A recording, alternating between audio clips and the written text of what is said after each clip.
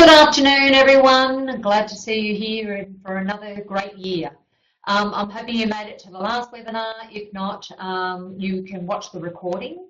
The last webinar was on standards 1.1 to 1.4, which is all about your training and assessment strategy. So if you haven't accessed that yet, let me know and we can send you a link to that webinar. We're hoping very soon that you're going to be able to log on to Unicorn, and there's actually going to be a page on there with all the previous webinars. So we're starting to upload some of the old webinars in there. So if you go into the help text within Unicorn, you'll actually see that there's some of the old webinars that are in there that you can access. There's one about the training assessment strategies, one about how to access ASCONet and things like that. So yeah, jump onto Unicorn and you'll be able to see those documents. So today's session is on standards 1.5 to 1.7. 1.5 and 1.6 is about industry consultation, and 1.7 is about support services. So we're going to skim through those ones. Now, the industry consultation side ties in a lot with what we did last month, which was the standards for the training and assessment strategies.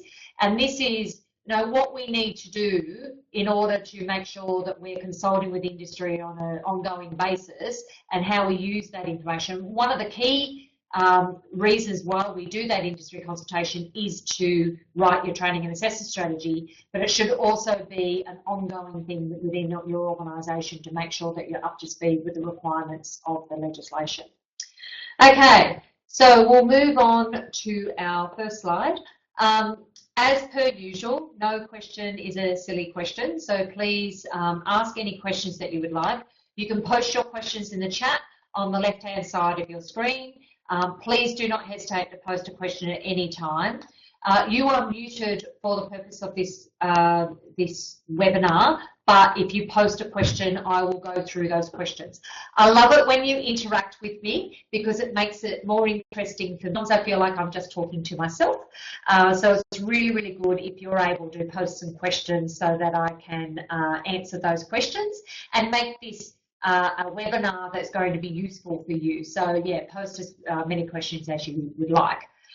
Now, following this webinar, you should hold a quality and compliance meeting, and at that quality and compliance meeting, you should minute that you watched this webinar, that you have reviewed your policy and procedures for standards 1.5, 1.6 and 1.7, and that you've identified that you are working within these policies and procedures. So the whole purpose of when you have the Q&C meeting and you review the standards is you actually have a look at it and go, okay, this policy and procedure for standard 1.5, 6 and 7, are we doing this? If we're not, why aren't we doing this? Should we be aligning with this policy and procedure and updating our process to this policy and procedure, or do we need to update the policies and procedure so it's actually in line with what we actually do? If you're still an initial registration, still fairly new, I would be assuming that you will be following the policy and procedure and seeing if it works really. So it's really a process of seeing if it's working for your organisation. The way I've written the policies and procedures is so that it's a process that you can follow for initial registration through to re-registration. So it has a whole process for that continuous improvement. Okay, so let's get on to our first slide. Oh, newsflash. So if you haven't heard, we've done numerous posts on LinkedIn and Facebook about this, and it's been on our Twitter feed and things like that. We've been posting about this change. We finally have a service skills organisations. These are replacing the industry skills councils. So we no longer have any industry skills councils. They're all gone. We now have service skills organisations.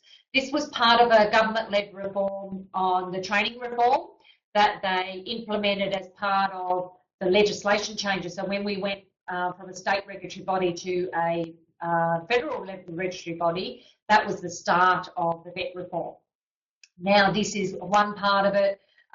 They had identified that the industry skills councils were not supporting the industry. They weren't realistic to the training industry, the industry requirements that they were writing the training packages for, and the government had decided, okay, we're going to change it. All of the industry skills councils had an opportunity to tender for this process for the service skills organisations, and they could apply for it. There are, from what I've seen so far, there are 2 previous industry skills councils who have followed over. We have a couple of surprises. PricewaterhouseCoopers is now is a service skills organisation, so they won the tender of contract. I know Service Skills Australia, who were an industry skills council, have come over. They've rebadged themselves as a new name. And there's also the other one, I think, was manufacturing, that's also come over. If you haven't found out what's going on, you need to get on LinkedIn, because there's lots of discussions happening on LinkedIn. If you jump onto my profile, you'll see all the groups that I'm in, and I recommend you get on. One is the Vet Leaders group. There's the National Vet Leaders group. There's also ASFA issues, and there's I think there's a RTO compliance one as well. There's a few groups there, but check out my groups. Get onto my LinkedIn profile. You'll be able to look me up. I'm the only Angela Connell Holden on the whole of LinkedIn, so you'll be able to find me on there if you do a search. I'm quite happy to link with anybody. All of our clients, I would love to link with you on LinkedIn, and I do updates on LinkedIn on a regular basis. Joanna, thanks. You've spoken to EOS this morning. They didn't get the tender, but are under the impression that they will be utilised as a consultant. Okay, yeah, and I could see that happening with a few of the industry skills councils, in particular organisations like IBSA and Community Services and Health. I don't know how Community Services and Health didn't get through, because they were actually doing a fairly good job. They just didn't have the assessment tools in place and things like that. Basically, with the service skills organisations, they've got to fund themselves. So you'll see more with the service skills organisations. They'll be more like the IBSAs, where they'll actually provide training and assessment tools that you can purchase from them, as well as developing the training products, because they need to be able to fund themselves. So it's interesting change. And I strongly recommend you get on to LinkedIn and have a look at the discussions that are happening there, because a lot of people have done research into what the changes have been, and that's where I've learned a lot of information. You can go to this website as well, so www.education.gov.au. That website is giving you a bit more information about the SSOs. There is currently no websites for the variety of SSOs. I could see that coming in the next couple of months, because they only found out that they were successful a week ago or so. So they won't have anything up and going yet. Our CLOs are all onto it. You can still access the old Industry Skills Council websites and the resources that were on there. So jump on there and grab that information, because there's still some good information on there. All the information on the old Industry Skills Council websites is still relevant, because it's still to the current training packages. So once the training packages changes, I wouldn't be using those old websites anymore, but you can still use them certainly right now, because all the information is still relevant to the current training packages. So yeah, check out education.gov.au to find out more information. Also get onto my LinkedIn profile. Also have a look at our Facebook page, because we'll keep you up to date on there as well, and we'll provide you with lots of links and whatever's happened with the changes. So that was just a news flash of what's happened this week. Okay, so today we're going to be going through a couple of standards, and we're going to start with 1.5 and 1.6, which is industry consultation. Basically, these standards state that you must consult with industry, use that feedback from consulting with industry to improve your practices, so your training and assessment practices. So that includes getting feedback on training and assessment tools, getting feedback on how you should deliver the training, getting feedback on trainer assessor skills and qualifications and things like that. So we'll move on to the next slide. So industry engagement, and this is what's in our policy and procedure, includes things like going to industry workshops. So if you have an industry specific workshop or conference or forum, or if you're doing online forums or LinkedIn and things like that, get on there, and that can be used as your industry consultation. LinkedIn is perfect if you can show that you're getting emails from LinkedIn and that you're getting email updates, and that you discuss some of that industry consultation that you've learned through LinkedIn at your monthly meetings, and you minute that. Excellent evidence of you engaging with industry. Engaging with industry is a wide and varied way of doing this. So many different ways you can engage with industry. So the other one is so eventually the service skills organisations will have workshops and meetings and things like that. I'm assuming they will. I think it will be the same as the Industry Skills Council, so you'll get those updates in there. Going to VET conferences and workshops, so we've got the Vivacity conference coming up in May. Excellent example of industry consultation and learning more about the VET sector. So you not only have to consult with your industry about your side of what you're delivering, the qualifications you're delivering, you also need to do industry consultation with the VET sector. What's changing in the training industry, SSOs, for example, delivery methods, training packages, learning about compliance and things like that. That's all industry engagement. So there's two sides to your industry engagement, qualifications and the VET sector. So we're looking at both of those. Industry surveys is another way you can do industry engagement, and we're going to go through our industry survey form today and give you a bit more feedback on what you'll need to do with those surveys. Letters of support is another way of industry engagement. Meeting with industry, now this is going to be the most common industry engagement that you're going to do. Most of your industry engagement will be ad hoc. It might be in a hallway, it might be at a networking function, it might be on the phone. There are so many different ways that you would engage with industry on a day-to-day basis. The way we formalise that process is hold a Q&C meeting and minute what you discussed. So, and it should be in your minutes. Who did you speak to? What did we speak about? What did we learn? Did we improve any practices based on what we've learned? Is there anything that's relevant that we've learned that will change the way we deliver our training and assessment? Maybe it might change what we include in our training and assessment strategies or what we include in our training and assessment tools. You need to make sure that you're minuting, because this will be where most of your industry consultation will be, is ad hoc, informal industry consultation. The way we formalise it is minute it and put it into your minutes of your meetings. Training needs analysis is another way. We're going to look at that a bit further later on. And subscribing to industry newsletters. So just by subscribing, you should be reading them. That would be ideal, is that you actually read the newsletters that you get through. Understand how busy it can be and that you might get a lot of emails in a day. Skim it, at least skim it, and then you can zoom in down onto information that you might want to know more about. So industry newsletters is really good. We tend to not do so many newsletters now because we know so many people are bogged down with their emails. So we're not so focused on newsletters anymore. We will do things through social networks. So we're posting on Facebook and LinkedIn and on Twitter. So we have a few different ways that we are contacting you in a different way, so that you can go on there and have a look at those forums when you're ready, instead of deleting my emails about newsletters. So I know what it's like.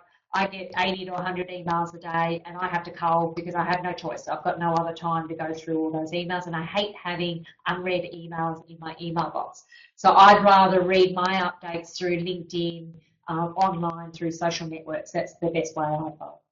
Another way is engaging consultants. So you can engage in consultants like us, where we can come in and assist you, but you might want to engage consultants who are specialists in your industry. So if you're working in childcare industry, like we did recently, we engaged a consultant to write our training and assessment strategies for childcare, because it's where we're finding we're having a lot of non-compliances. We engaged with a consultant to help us write the training and assessment strategy to meet the needs of the industry.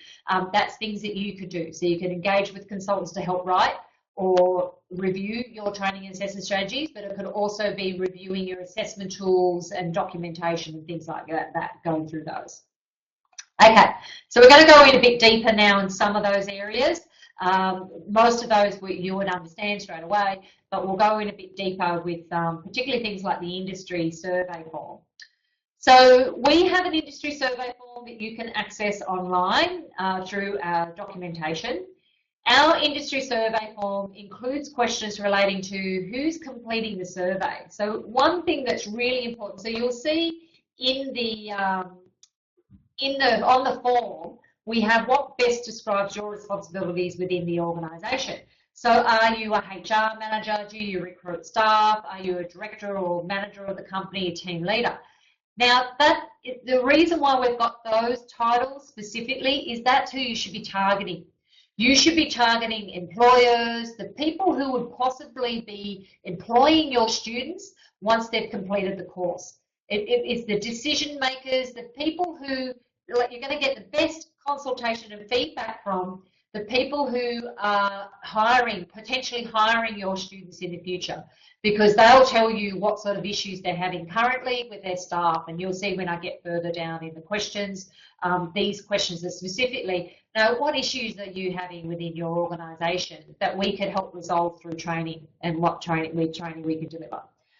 We also talk about, so we drill down into skills gaps, so skills gaps in their company in particular, or in the industry as a whole, so and or both. We want to know, because they might have different skills gaps within their organisation compared to what the industry as a whole has.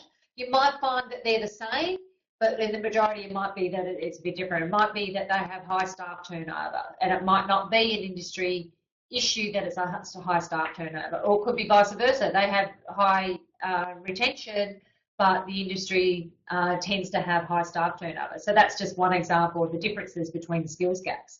It could be in the industry. So for example, at the moment with childcare, they're saying that the educators are coming through the courses too quickly, and some of the issues that's been reported back from the industry is students, once they've completed the course, so they're coming in and new employees, don't even know how to change a nappy, don't even know how to feed a baby, and that's because they're doing diplomas in a week, which diplomas should take a minimum of a year, not a week, and they're not getting sufficiency of learning and education within that time period. And they're basically getting rubber stamp certificates, which we don't do that. None of our clients will do that.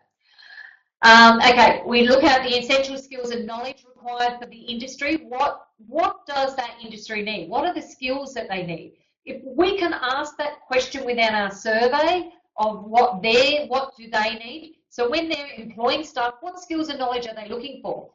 Then you can adjust your training to make sure it includes that skills and knowledge that you need. So the purpose of the industry survey isn't just a tick box to be compliant. I thoroughly believe that the standards are there to set a good standard, a quality standard of training organisations. And one of them is this industry engagement. How are we going to make sure that we're meeting industry needs if we're not engaging with them, if we're not learning what they need? This is one of the issues that the industry skills councils had. They weren't engaging with industry, and they weren't, well, not properly anyway, and they weren't getting the right feedback that we needed to develop the qualifications, the training packages to meet industry needs. They'd lost contact with the industry. So this is why it's really important. Industry survey is a simple way that we've provided you that you can get this industry feedback, but you can use this form as different ways, different questions that you can ask when you're out and about, when you're at a conference, or when you're talking to people in the industry, or you're on the phone to someone.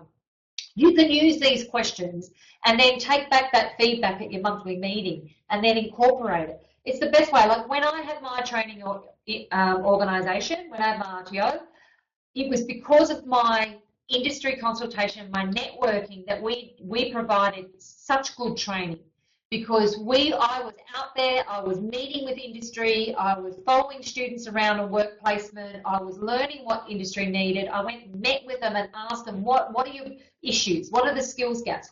How can we improve our training to meet your needs? And it was due to that we became the leader in the training industry, particularly in Newcastle, with what we were delivering, because we were meeting the needs of industry, and they knew that because we were out there talking to them. I got to know them. I just got out there and offered free workshops, whatever I could do to get out there and meet with people and learn as much as I can.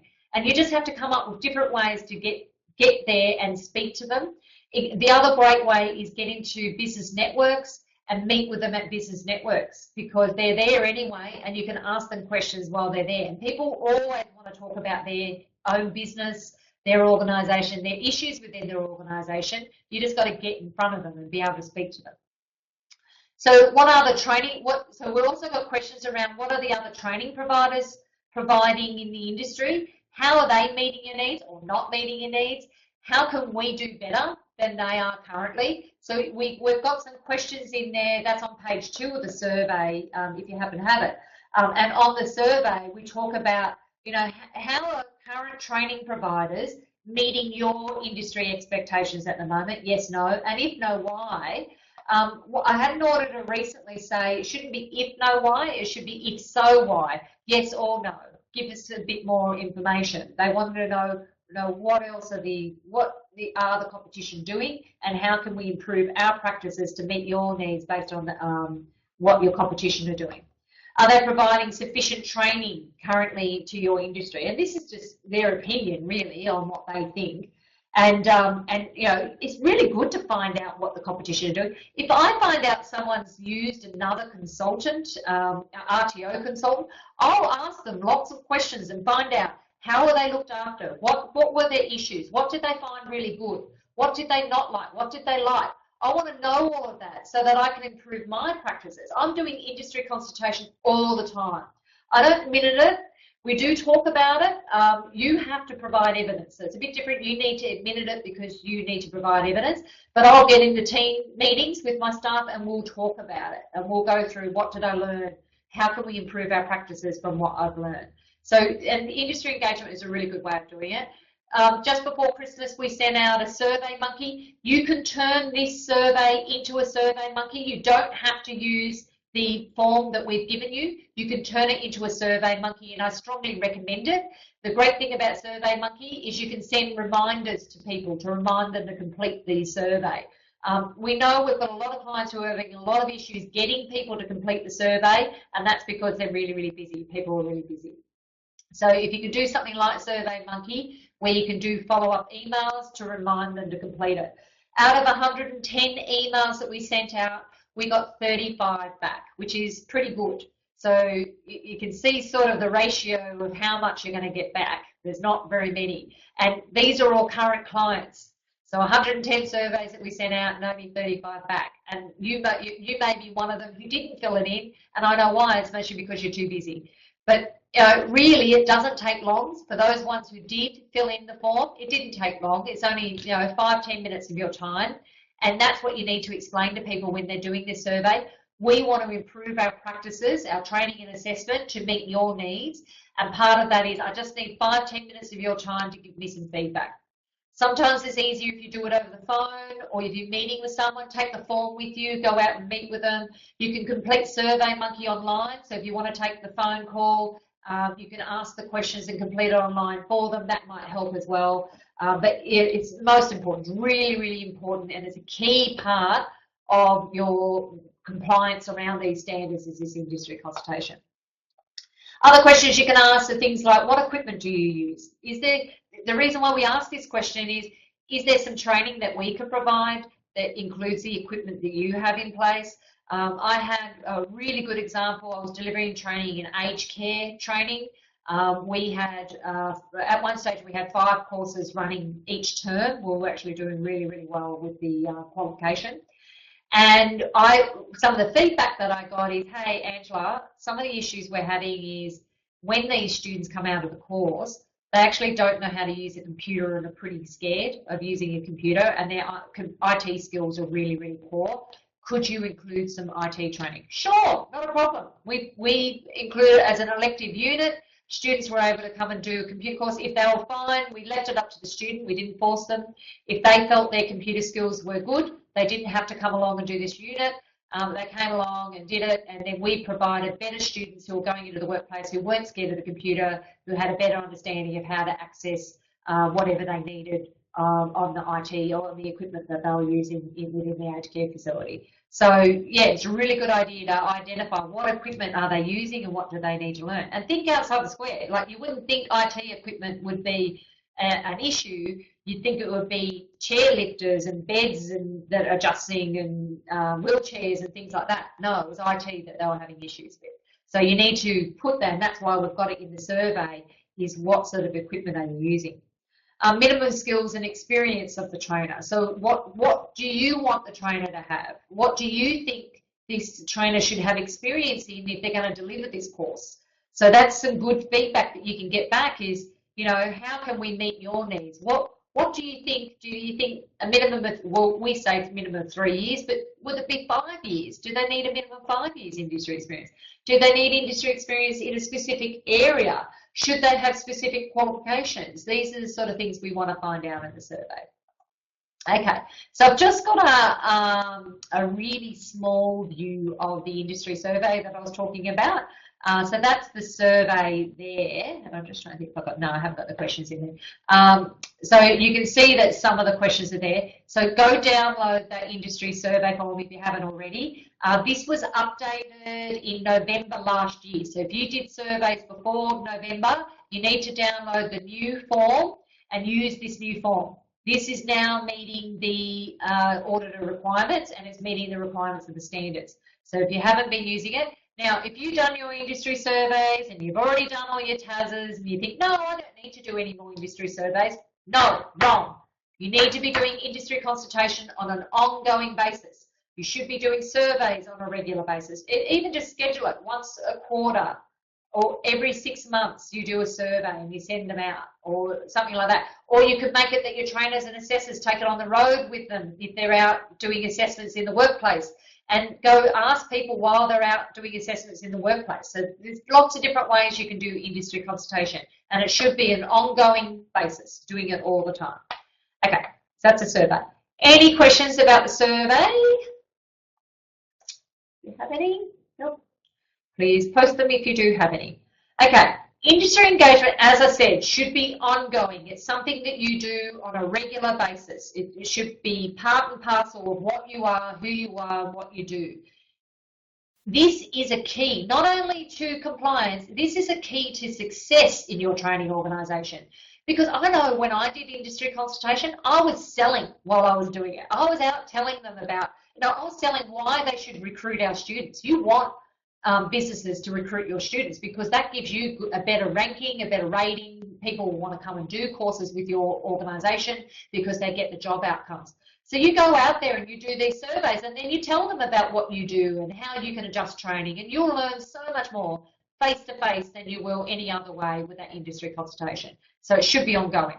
You need to record it in your monthly meeting. So once a month you're holding your Q&C meeting, record that industry engagement. There's a whole line there on industry consultation.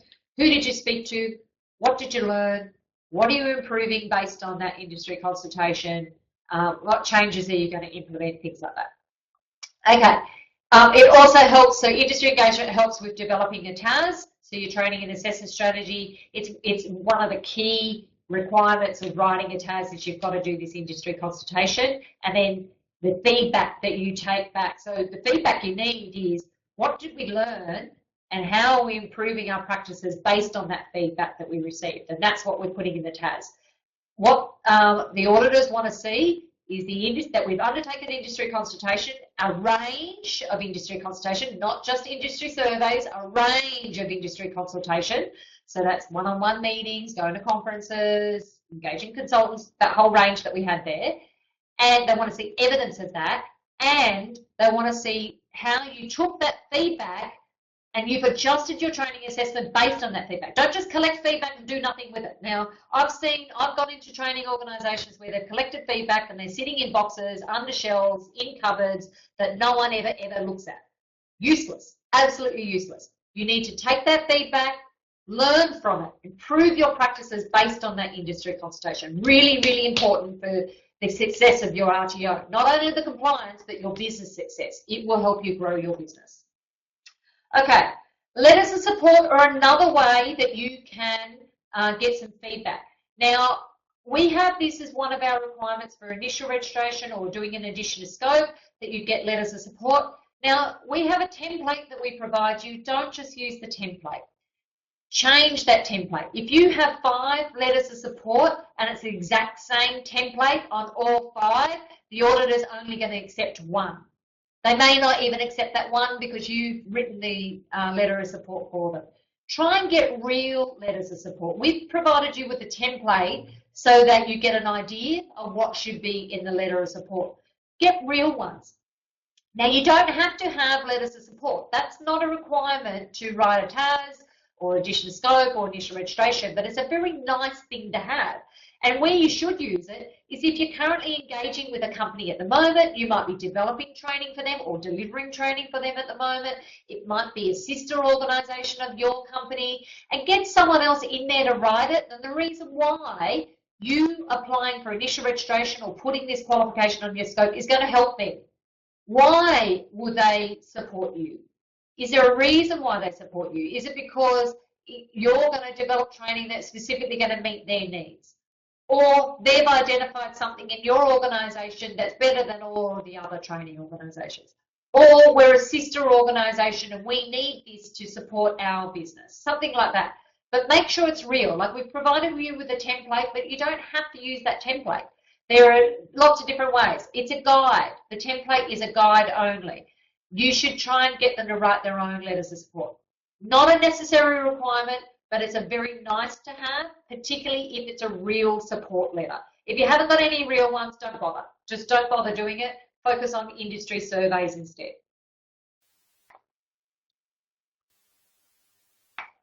Okay, trainers' feedback.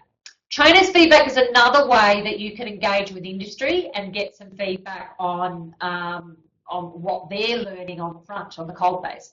Okay, so it's really useful for industry engagement. You will find that trainers, they should be currently working in the industry, so they can give you feedback on what's happening in the industry at the moment. Good way is to bring trainers into your Q&C meeting, or you can get them to fill in a training evaluation form or trainers evaluation form. So we have a form in there that you can use where the trainer can provide feedback on what they've learned through industry, but also what they've learned through their training and what they're doing in there. But trainers are a perfect example of where you can get feedback that is current within the industry. Getting this feedback from the trainer also helps them with their currency with the vet sector, because you're teaching them what they need to do to meet the requirements of the vet sector. So it works both ways. Okay, so that's industry consultation. Any questions about industry consultation? I don't think we have any. As I said, the industry consultation is one of the key areas, and it's where non-compliances can come about. We've been getting through much better. Thankfully, our clients have been listening to us. Where we're falling down is those support letters, and you're not getting enough industry surveys out. I constantly get asked the question, how many surveys should I do, Angela? Or the CLO gets asked this all the time. As many as you can, as many surveys as you can. Like, we say a minimum of 5 per qualification, because that substantiates why you're putting this qualification on your scope. If you can get 10, brilliant, get 10. If you can get 30, even better. Just get as many as you can. 5 a minimum, but don't just go, oh, 5, I've got 5, that's it, I don't need to get any more. Get more, get as many as you can. Because you want to get feedback from lots of different areas so that you can get a wide variety of feedback, and it's not the same feedback, so that you're able to improve your practices. As I stated, industry consultation isn't just a tick box for your compliance. Industry consultation is improving your business, growing your business. It is the key part of your business success and how you build it. Like, marketing whilst you're doing your industry consultation is perfect. You can do that while you're doing that there. Okay, so I've got no questions about industry consultation, so I'm assuming you're all over it and you know what you're doing. Okay, support services, standard 1.7. The support services, what this is all about is the auditor wants to see that you have, you're establishing the client's needs, so you have mechanisms in place to collect data, to identify what are your target audience, what do they need. And this ties in with the training and assessor strategy, because you should be finding this out through your industry surveys. You should be finding out who are your typical learner cohort and who is your target audience. Now, when you write in your TAS your target audience, just because you say we're going to do existing workers is going to be our target audience, that doesn't mean, just because we put in the TAS existing workers only, doesn't mean that you can't capture new entrants, non-English speaking background, or other areas that you could support. What it means is you've written this training and assessor strategy, you've identified this is who you're going to target, it's existing workers or whatever you've chosen, and that's where you're going to go. So when the auditor looks at your training and assessor strategy, they're looking at existing workers only. because the whole TAS needs to be around your target audience and who they're going to be. So if you say existing workers, they're going to want to see you've got assessment tools in place that are going to meet the requirements of the existing workers, that you have support services in place that meet existing workers, which are very different. So support services for existing workers is way different from new entrants and non-English speaking background. You have to have a lot more support services in place to meet those sectors, those needs, than you do for existing workers. Now, if your industry is typically going to be a certain cultural background, you need to also take that into consideration. So if you've said, okay, I'm setting up an RTO to support my family daycare service, and most of our clients of Arabic origin, they'll want to see that you have support services in place that will support the services of Arabic. Like, you can get down to a specific culture. It might be African, so you need to get down to a specific culture with Africans. So you need to, if you're going to say that this is our strategy and this is who we're going to work with and it is going to be our target audience, at audit, you need to make sure that's in your TAS, and you need to make sure you've got support services in place. It doesn't mean that it's going to be wrong. It's only going to be wrong if you don't put those support services in your TAS. So identifying who it is that you'll be targeting. So following you're getting your registration, we can collect there's different ways we can establish who are your target audience. So through the enrollment form, doing an LNM quiz, or doing a training needs analysis. The services you provide should be relevant to your learner cohort. So if you're delivering training and assessment for existing workers, so as I just said, but it might be non-English speaking background, how have you adjusted the training and how have you got support services specifically for non-English speaking background? So it might be that you have to have a language centre as part of your support services. It might mean that you need to have relationships with cultural groups that can support you and your students, and we can add that to the support services list. So we have a support services list. That list isn't set in concrete. You can adjust that, you can add to it, and I encourage you to do so. Add more support services on there. If you have specific cultural groups or specific support services, it might be disabilities, sectors or services that you know, add it to your support services form. Really, really important. We've put a generic state, federal ones. So we've put federal bodies that can help you, so Lifeline, Beyond Blue, disability organisations, things like that are federal. You should put in your relevant state organisations that support services. Okay, your systems and practices for ensuring students are supported throughout their learning. So this is part of what they're looking for when they're coming to audit, is that you have systems and practices for doing that. Now, we've given you a few strategies, and some of them is identifying the different needs. So here's some example of target group needs. So this is your target group. In the standard states, you will ensure that the needs of your target audience will be met and that you'll have support services that will meet those needs. So these could include English as a second language. It might be low language and literacy. It could be physical capabilities, might be disability sector that you're targeting. It could be an entry requirement. If you're delivering diploma level or advanced diploma level qualifications, they should have an entry requirement. It should be minimum they have, you know, completed year 12, or they've done another qualification, or they have minimum of 3 years industry experience. That's how we can also customise the support services to meet your learner cohort needs. This is what they're going to be focused on in audit for everything, addition to scope, initial registration, re-registration. They want to look at, you've said this is your target audience, how are you going to meet their needs? What support services do you have in place? Now, we've done a broad range. You need to hone in on what your target audience is. Is there prereqs for these students to enter into qualifications? So, for example, for first aid, any first aid course, all students must be physically fit. They must be able to get up and down off the floor and be able to conduct CPR. So that's an entry requirement into the course. You can't be in a wheelchair and do CPR. You need to be able to get down up and down off the floor. You couldn't be working at heights if you're in a wheelchair, or if you have a bad back, or you have a condition where you're not allowed to work at heights. If they have a bad back and their industry says if you have a back injury, that means you can't do this in the workplace, they can't do the course either. So they can only do the course if the industry says that they meet the industry requirements. Okay? All right. So there's different ways to identify client needs, and this should be conducted prior to course commencement. And our strategy is the enrolment form. Now I have an example of the enrolment form there, but what I'm going to do is actually zoom right in on it. So I'm going to show you my desktop.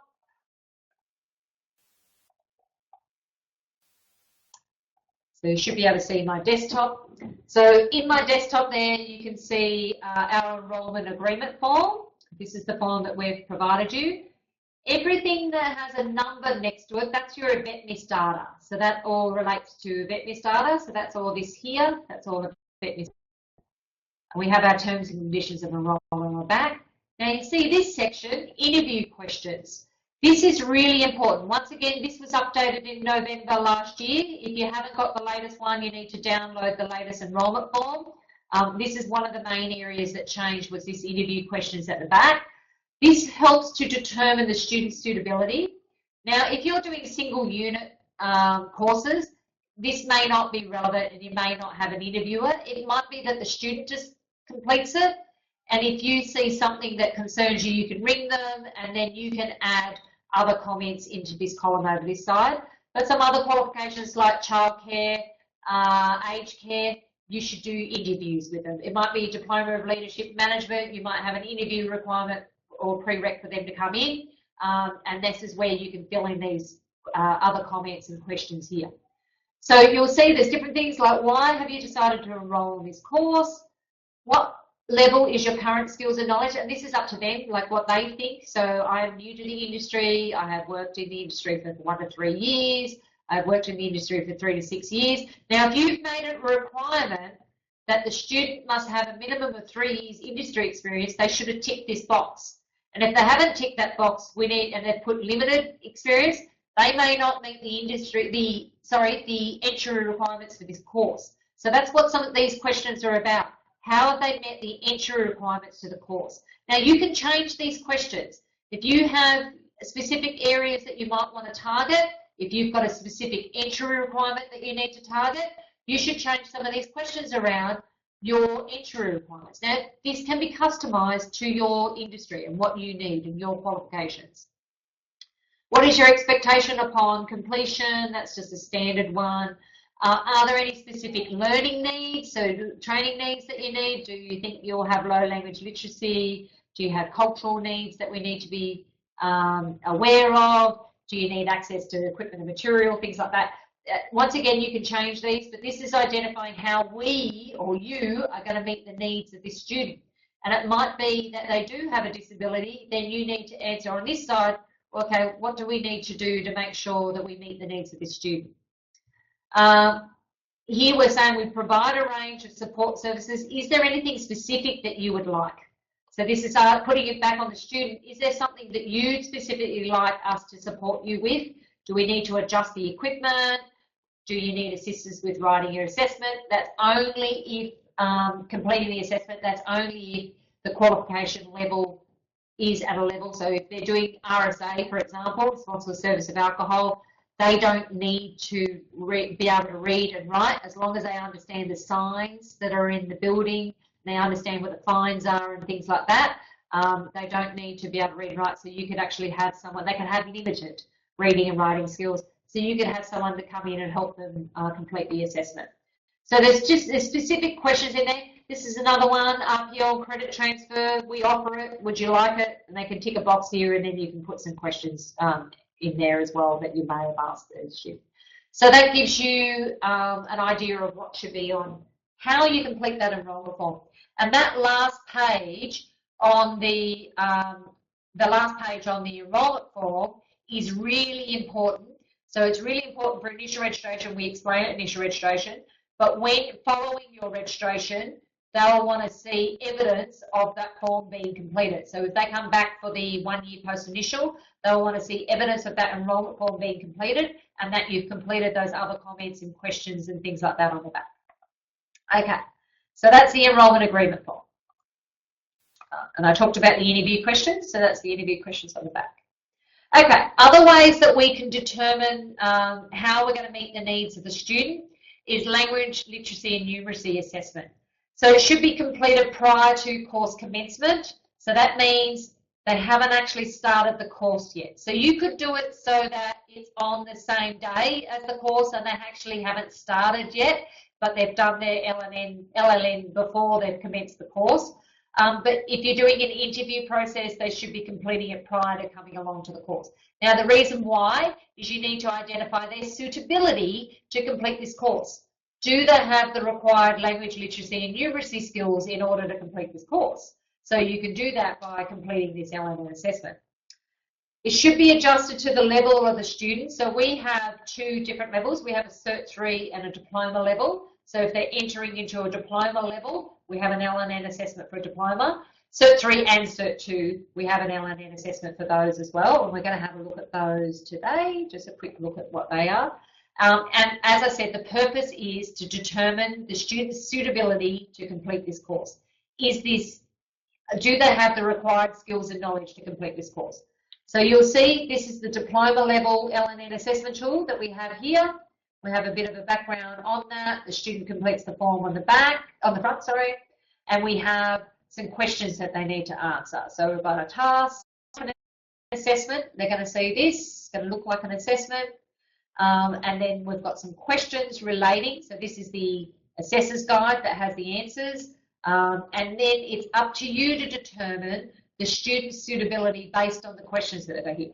Now the thing is, you want to make sure that the student is suitable. It's no good having students in your class that do not have the required language and literacy skills in your class. They're only going to disrupt the rest of the class.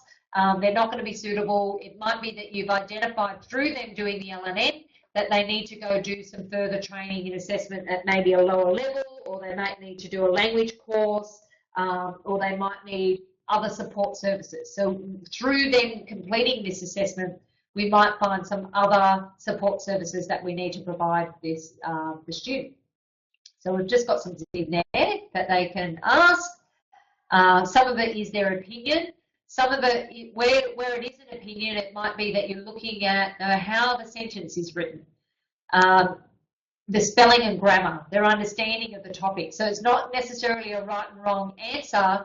It's just more how have they written that assessment. Okay. Task 3, numeracy. So this is for numeracy skills. Now, if you have highly technical qualifications, like if you're doing an accounting qualification, you need to change this. You need to change some of these questions to accounting tasks. So things that are relevant for your typical students. So that's how you should adjust that LNN assessment. Quickly going to look at the Cert 3 level. So Cert 2, Cert 3 level, cover sheet once again, much more simple questions. And you'll see at the back of this one, we actually have how the assessor determines the support services required of that learner. So we actually have a whole process in there. How did they answer the questions? What support services we can give? And mainly it's the reading, writing hotline or monitoring the student throughout the course. So there are two different ways to LNN. So if your student is entering a Cert 3 qualification, they do this LNN assessment.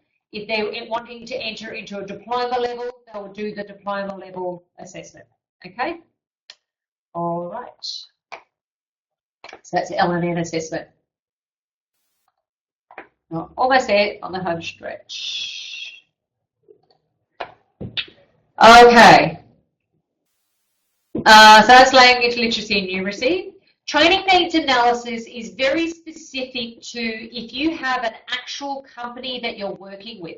One really good example that I can use is we had a client who was delivering project management training, and they had a major client that the reason why they were becoming an RTO is because they had this major client that they were delivering training to, and their registration was dependent on them getting this contract, so they had to get the registration.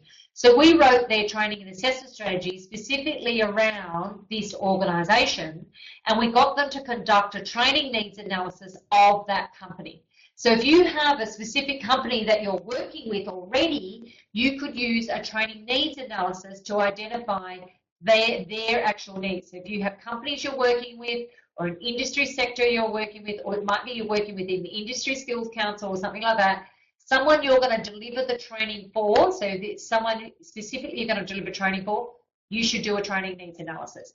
It drills down specifically to that organisation. What are the needs of that organisation? How can we help this organisation, and write a training assessment strategy that is going to be the delivery of this training assessment specifically for them.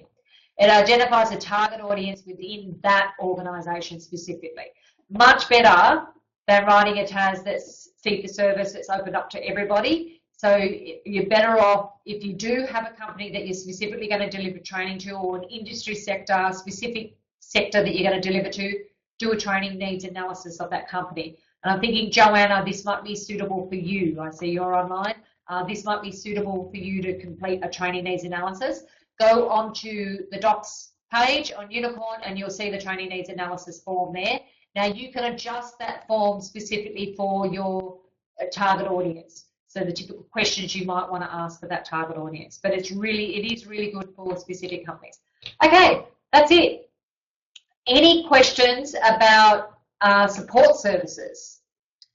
I haven't had any questions. Okay, if you don't have any questions about support services, I'm going to open up. We've got 5-10 minutes. I can stay on for 10-15 minutes if you'd like. If you have any questions on anything that you would like to throw out there, and I can answer those questions for you. If not, we'll finish up the webinar for today, and I'm hoping you enjoyed today's session, that you learned more than what you knew before about the training, about support services and industry consultation. Hope I've really honed in there what you need to do for industry consultation. Really important, that side, and that you're continuing to do industry consultation on an ongoing basis. I have no questions, so thank you very much for attending today. I look forward to catching up with you next month. So we have these workshops, so you would have, if you've registered, you've registered for the whole series. The series ends in the end of June, so we're doing it as per our membership. So the membership is on a financial year basis. So memberships will renew in July, or renew in June to start in July, and then we'll have a whole heap more series of workshops that will go for another year based on that. And the webinars will be on an ongoing basis, and it's the first Monday of each month. Thank you very much for attending today. Thanks, Richard, for the hey yeah there. Have a great month. I look forward to catching up with you next month. Thank you. Bye.